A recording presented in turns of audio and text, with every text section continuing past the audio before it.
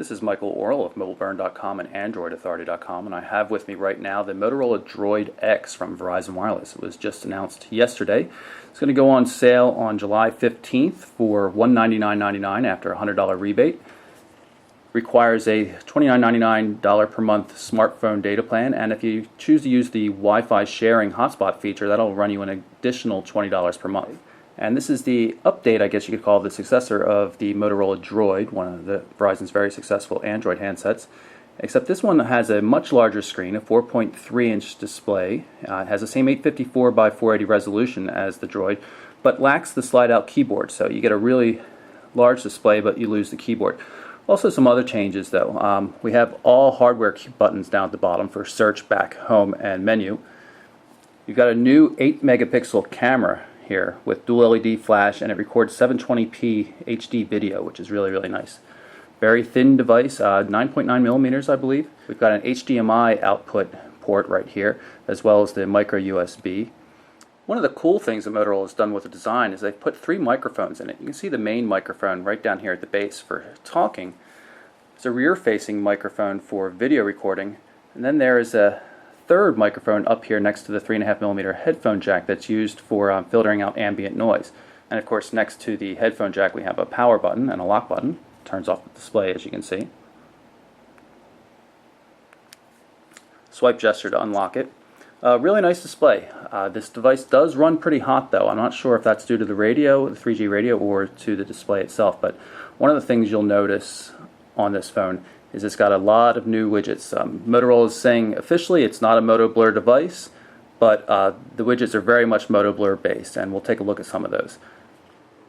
Here we have the Motorola DROID X next to the LG Ally that's also available from Verizon Wireless, and while the DROID X is quite thin compared to the Ally, you can just see it's so much larger physically in terms of just screen real estate and overall bulk.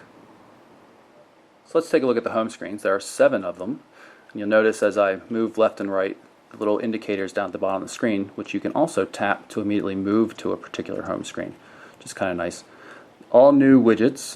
They look very different from the Moto Blur stuff we've seen, but the functionality is very much the same. You can see we can tap on this, and we're going basically through happenings as you would see on a Motorola Click or Click XT, which is very nice.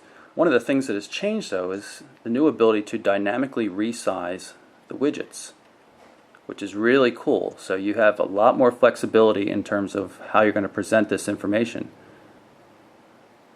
I can resize this calendar over here to fill in the space, and very, very slickly done. And they all have a nice look. There's nice shading borders on them. Really, really well done. There's also some new things like this sticky note widget that Motorola threw in there. The DROID X will initially ship with Android 2.1. 2.2 Froyo update is due out in the coming months during the summer. You can see we've got live wallpapers. You'll notice the background image, the DROID Eye, moves every once in a while. Here we have 2 of Motorola's widgets. One's a calendar widget. You can see what's on your calendar for the day. And I have a messaging widget down here. You can see Jack Black, who I'm having lunch with, says he's going to be late and he's sorry about that. We can tap on that and bring up the full threaded conversation. And once we've read it, it no longer shows up as a new message.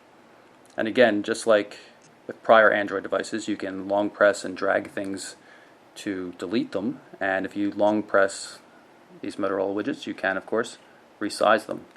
Perhaps my favorite new widgets, though, from Motorola are all these contact widgets. And because of all the variable sizes, you can have it do all sorts of things. You can have a single button that goes right to a text message, or maybe right to an email message, or you can have different configurations of buttons here that allow you to do all sorts of things. Say we want to text Jack, we can do that just by tapping here.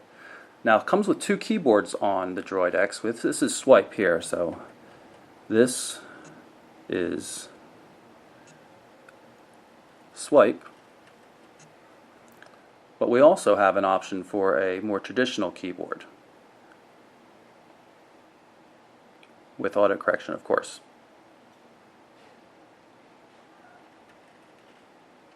And it supports multi-touch, which means you can hold down a shift key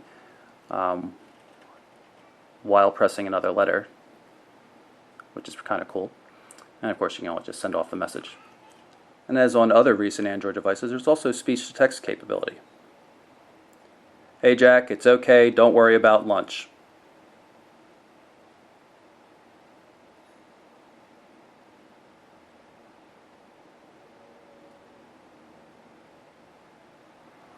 You access the main menu by tapping down here at the bottom of the screen.